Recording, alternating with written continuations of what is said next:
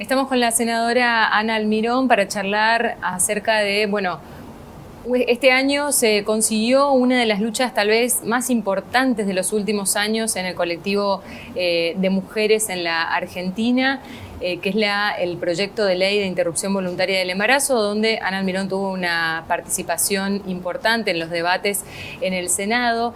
Y la pregunta ahora será cómo continúa esta lucha, ¿no? ¿Cómo está, senadora? Gracias por venir. Gracias a ustedes por invitarme.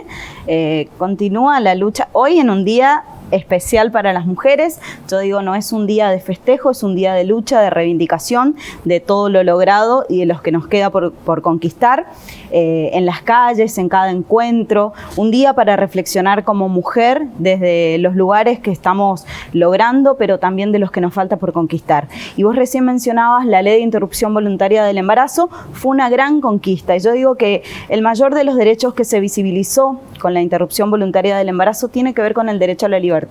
La libertad de poder elegir la mujer sobre su cuerpo, sobre su plan de familia y, ¿por qué no?, sobre la salud sexual y reproductiva también de la mujer. Así que el mayor desafío que tenemos ahora, ya está la ley, fue un debate muy intenso, sabemos que se habían presentado como 10 normativas en todos los ámbitos legislativos, y definitivamente el año pasado obtuvimos ley después de un trabajo intenso que lo veníamos llevando desde comienzo de años, mucho antes de que el Ejecutivo enviara ese famoso proyecto. Ya los colectivos feministas, los colectivos que llevan adelante, los cabildeos que llevan adelante esta lucha hace muchísimo tiempo, lo presentan todos los años en el mes de junio. Pero esperamos nosotros, en diálogo con esos colectivos, el proyecto que iba a enviar el Ejecutivo, que tuvo un trabajo muy importante también en la sanción de esta norma. Y el mayor desafío que tenemos ahora es su aplicabilidad. En nuestra provincia nosotros tenemos ley de educación sexual integral y aún no se aplica. Entonces queremos que no solamente tener la ley, sino ejercer ese famoso control. Y ahí, cuando yo mencionaba lo de interrupción voluntaria del embarazo, me parece que hay otro derecho que nosotros lo tenemos que volver a rediscutir, y tiene que ver con el ámbito en el que ustedes están, tiene que ver con el derecho a la información. ¿Por qué? Porque me preguntaban muchas veces qué pasa que en las capitales o en las provincias más desarrolladas la información llega, o los movimientos feministas se desarrollan con mayor volatilidad que a diferencia de en otros lugares. Y tiene que ver con el acceso a la información. Hace muy poco tiempo estaba en reunión por Zoom, porque esto de la pandemia trajo también a hacer un montón de entrevistas a través de Zoom y reuniones con mujeres rurales en nuestra provincia, donde tenemos un sector ganadero, agrícola y de la producción rural muy importante, y las mujeres rurales hablaban del acceso a la información. Ni hablar hoy en pandemia, donde ni siquiera tienen acceso a lo sanitario, acceso a... Muchas veces pasa que nosotros, cuando hablamos de créditos en el Congreso y las normativas sobre crédito, no pensamos en mujeres. Pensamos que el acceso a esos créditos van a llegar simplemente a los hombres. Claro. ¿Y por qué no a la mujer rural, que es la que sostiene, la que está con su huerta, la que lleva el producto más noble que llevamos a nuestras mesas? Así que el acceso a la información y la aplicabilidad de la ley de interrupción voluntaria del embarazo son los grandes desafíos que vamos a tener que llevar adelante. Ese acceso a la información, ¿cómo se trabaja, digamos, eso en los ámbitos, sobre todo de comunidades más vulnerables? Porque uno puede decir, bueno, uno puede acceder a la información, pero ahí donde apenas están cubiertas o no las necesidades básicas, ¿cómo trabajás y cómo le vas a decir, esto es importante que sepas? Vos sabés que no tiene que ver con que nosotros tengamos que inculcar, hay simplemente que hacer una apertura de oído. Me parece que es la tarea en la que estamos, escuchar qué piensan, no llevarle políticas plasmadas ni encorsetadas, sino escuchar más bien cuál es la perspectiva. Así como muchas veces nosotros decimos, no queremos que Buenos Aires nos diga lo que tenemos que hacer en Corrientes. Bueno, las mujeres rurales saben perfectamente cuál es su idiosincrasia, cuál es su cultura.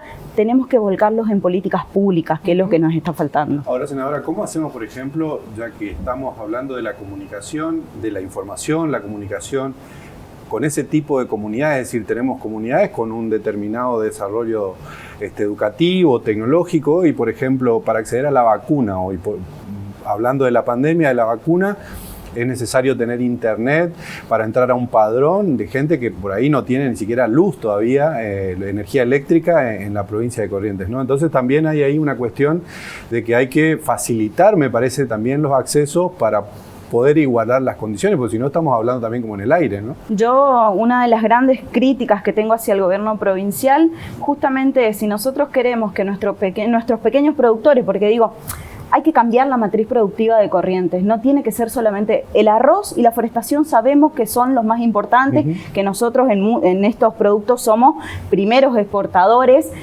pero también nuestra matriz productiva son estos pequeños productores, son estas mujeres que trabajan la tierra todos los días y que nos llevan el alimento más esencial que tenemos en nuestras mesas, que le damos a nuestros hijos, y que salen de Corrientes con un valor ínfimo y que después vuelven procesados o vuelven ni siquiera procesados, pasa el tomate, que lo tenemos en el sector hortícola de Santa Lucía y que después vuelve, sin ir más lejos, a los mercados de Goya o a los supermercados de Santa Lucía con un valor totalmente excesivo. Entonces, ¿cómo nosotros empezamos a generar ese valor agregado de nuestros productos? ¿Y cómo tenemos que generar valor agregado? Y esencialmente la energía, la conectividad, en pandemia nos demostró que es un derecho humano.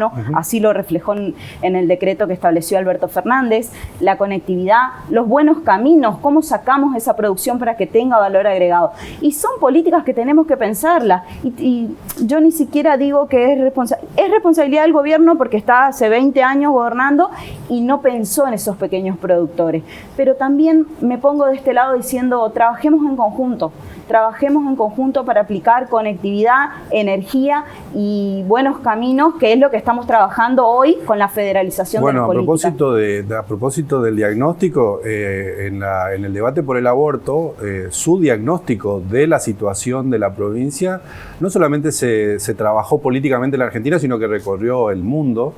¿Qué pasó después con Ana Almirón, después de hacer un diagnóstico de esas características, votando como votó y después volviendo a una provincia como esta? ¿En qué cambió? ¿Cambió en algo la perspectiva incluso de la gente con relación a usted? Sí, incluso te cuento algo casi secreto, digamos, muchas mujeres judiciales con altos cargos judiciales en la provincia, con los cargos de secretarias, de juezas y demás, me decían que incluso estaban en contra de la interrupción voluntaria del embarazo, pero que se sentían representadas en la parte del Poder Judicial cuando nosotras hablamos que no hay perspectiva de género. En los altos cargos, si vemos hoy, el otro día lo hablaba con el ministro de Justicia, con Bonaventura Duarte, y le decía, ministro, ¿cuándo vamos a trabajar la paridad? ¿En qué momento vamos a hacer esa apertura de conciencia que Corrientes necesita, donde realmente las mujeres no nos sentimos incluidas, donde los hombres siguen decidiendo por nosotros? Lo vimos, el gobernador hace poquito inauguró las sesiones, nuevamente por tercera vez consecutiva volvió a mencionar la paridad. ¿En qué momento los legisladores hombres se van a dar cuenta que las mujeres están ausentes en esas bancas? ¿En qué momento se van a dar cuenta que nosotras queremos decidir por nosotras y no que ellos decidan por nosotros? Que la representatividad de la mujer tiene que estar, porque somos más del 50% de la sociedad. Miramos el último censo, somos más del 50%. Es lógico que nosotros querramos bancas y lugares en el Poder Ejecutivo, Judicial y Ejecutivo que nos representen. Si somos más del 50% de la sociedad. Y yo te cuento que en el 2018, cuando nosotros votamos por primera vez la ley de interrupción voluntaria del embarazo, yo en ese momento volví con miedo a la provincia, porque hay una estigmatización muy importante respecto de la ley de interrupción voluntaria del embarazo. En ese momento volví con miedo de los escraches, de un montón de cosas. Sin embargo, creo que del 2018 a esta parte la sociedad no es la misma, nosotros los legisladores no somos los mismos, dimos un salto cualitativo en la discusión. El mayor saldo tiene que ver con los chicos conversando en sus casas. Hoy cada pibe que se sienta en la escuela, en su casa, en el colegio y en cualquier ámbito, te habla de educación sexual. Y la verdad que para no llegar a una interrupción voluntaria del embarazo, es necesaria la educación sexual. Nosotros no creemos que vayan dos cosas separadas, tienen que ir de la mano, por eso es tan importante. Y sin embargo hoy no vemos una ministra, siendo mujer y siendo la única ministra de Educación, que se ponga al hombro de esa discusión, que diga en mis escuelas, en mis colegios, en mi provincia se va a aplicar educación sexual para que ninguna chica, ninguna persona con capacidad de gestar llegue a una interrupción voluntaria del embarazo. Senadora, estamos viendo un año electoral aquí, obviamente en Corrientes es muy especial, se elige gobernador. ¿Cómo ve al Partido Justicialista en este año electoral? Ahí renunció el interventor hace pocos días. ¿Cómo observa el panorama dentro del Partido Justicialista? La verdad es que, bueno, todavía no se le tomó la renuncia. Yo soy consejera nacional, la única mujer titular del Consejo Nacional del Partido Justicialista, y lo estamos dialogando. Recién el 21 vamos a asumir como autoridades, se le tomará a Julio Sotelo. Creo que Julio ha hecho un gran trabajo dentro del partido. A mí no me gusta llamarlo intervención, porque la intervención suena como hasta violento o donde hay un desorden importante. Yo creo, me gusta llamarlo delegado normalizador, porque inclusive fue un pedido de muchos, en el cual yo me incluyo, que estuvimos dialogando con el Flaco Gioja, con Gildo Infran como presidente del Congreso Nacional, pidiéndole que enviara a alguna autoridad, porque se nos acercaban las elecciones del 2019 y nosotros no habíamos elegido nuevas autoridades. Y hoy va a pasar lo mismo. Hoy necesitamos un nuevo delegado normalizador. A mí me hubiera gustado, o me gustaría, y así lo voy a transmitir también, porque en esta semana seguramente vamos a hablar con Alberto Fernández, que es el próximo presidente del Partido Justicialista, alguien que sea de la zona. Me gustaría que alguien conozca la idiosincrasia de nuestra zona, porque la respuesta no tiene que venir de Buenos Aires, la respuesta tiene que salir del Partido Justicialista. Ahora, de Corrientes. ¿No están contrarreloj, digo, en esto? Porque Corrientes se va a votar en septiembre probablemente, digo, ya estamos en marzo, digo, no. Y yo creo que el tiempo es largo y es corto. Pero venimos haciendo ese trabajo de consenso amplio, mucho más de lo que se visibiliza en los medios.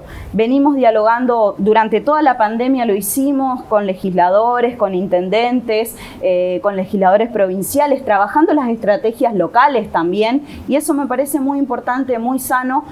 ¿Cuántas fotos más quieren de los intendentes, legisladores y funcionarios y dirigentes importantes del partido para mostrar que estamos en unidad? Y en esa situación, ¿cuál va a ser el rol de la senadora Almirón? El rol de que me designe la militancia. Yo siempre digo, yo a partir de este año es un año electoral, y donde diga la militancia, donde diga el partido, y esencialmente donde diga nuestra conductora estratégica Cristina Fernández. ¿Candidata a gobernadora quizás o no?